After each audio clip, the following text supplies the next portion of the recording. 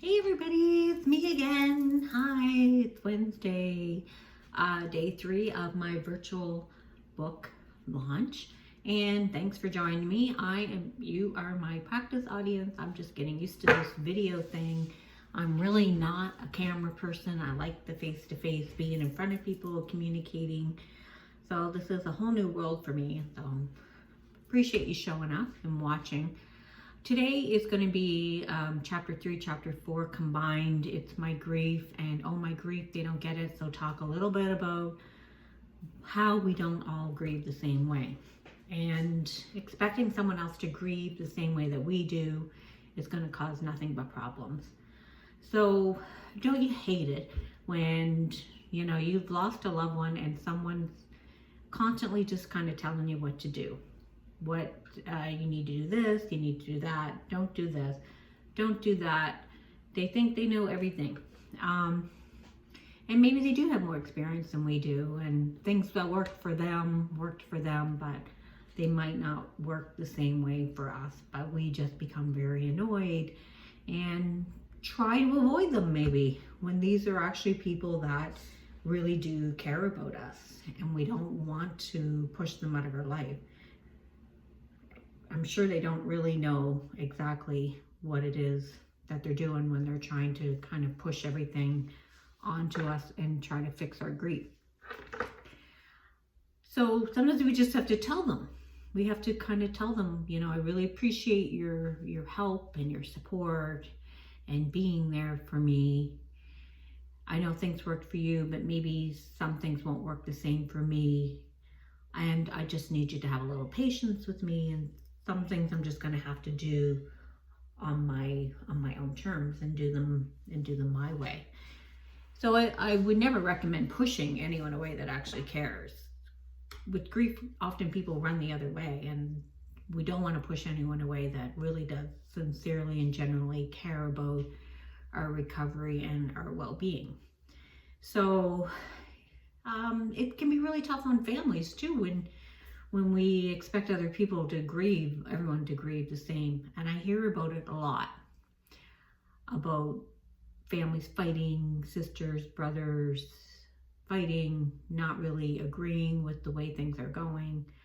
And this is the time that we want to come together, not a time that we want to separate and start fighting or arguing and not getting along.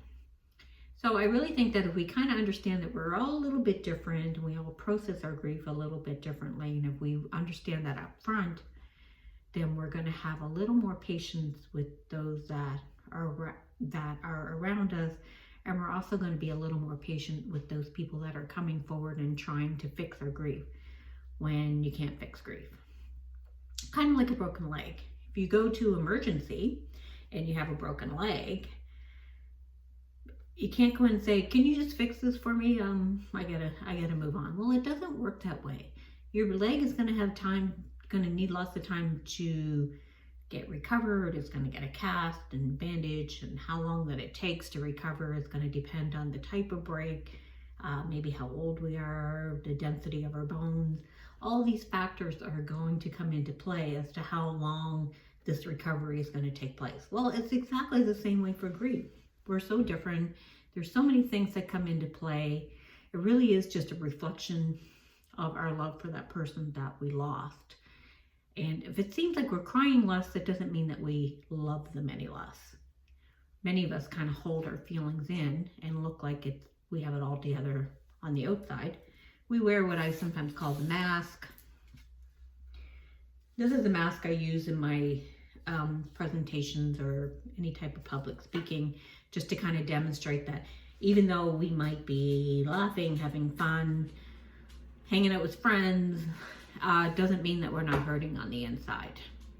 We're just trying to get through each day, each hour, sometimes just each moment, just to get through.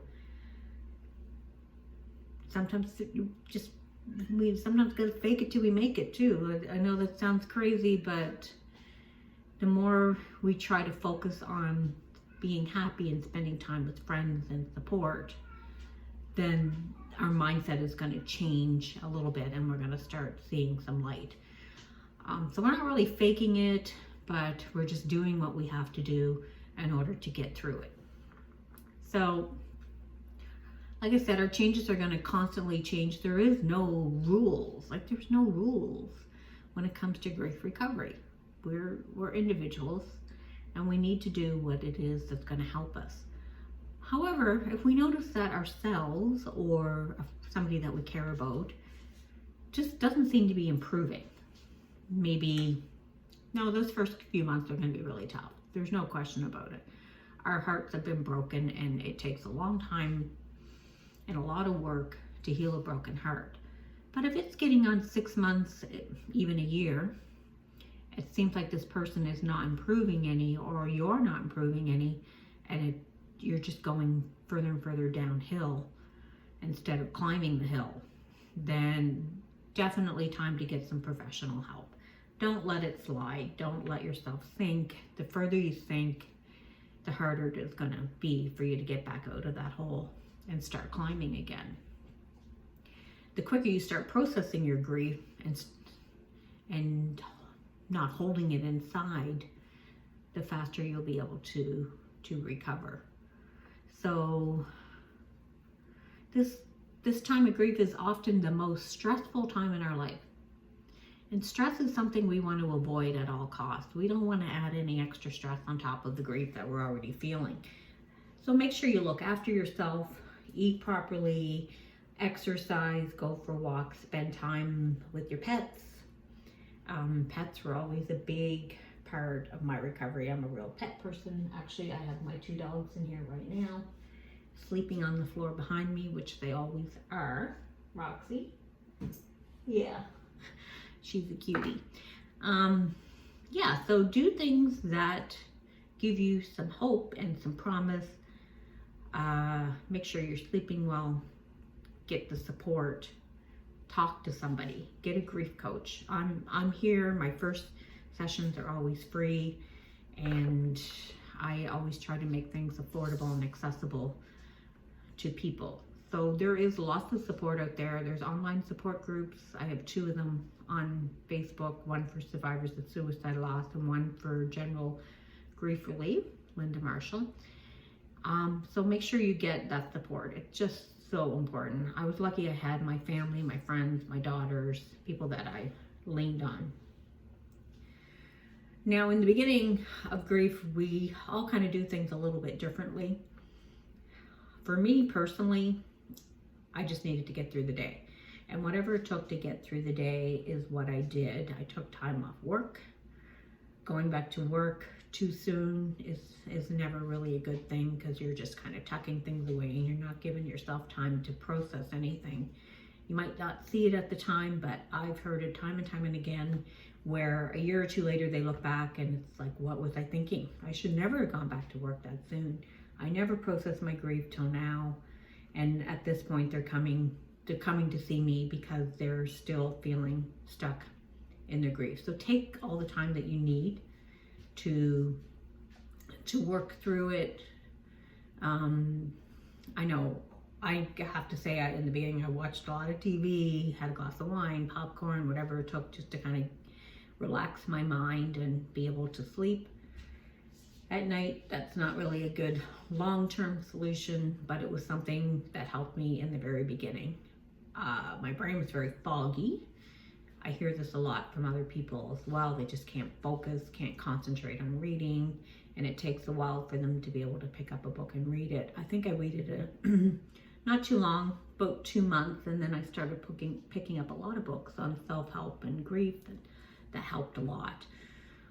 It really was a big eye-opener and the beginning of where I am now, when I started to learn and move forward and decide that this is what I want to do in life.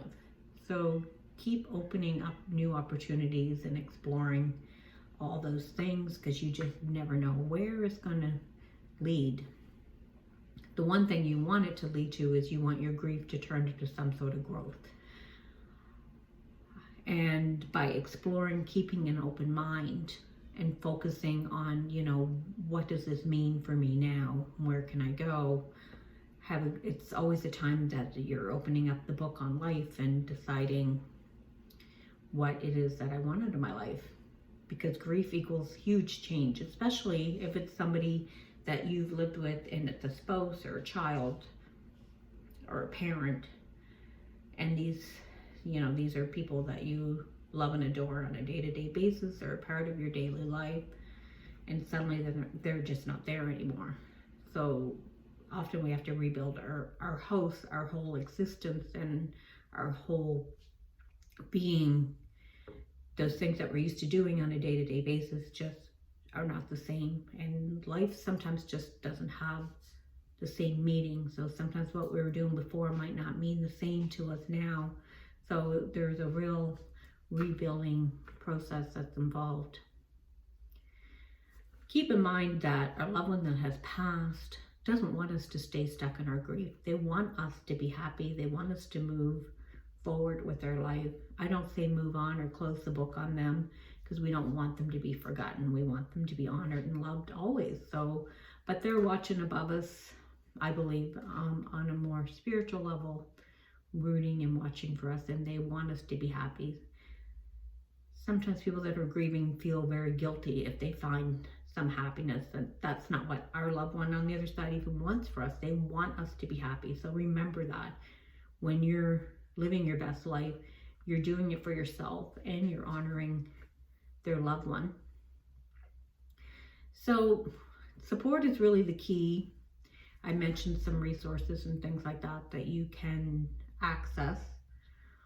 I do have resources that are on my website, which is griefreliefcoaching.ca. If you share this post, you'll get into this Friday's draw, win a book. Your name will go into a jar. And right now the book is half price just for my virtual launch.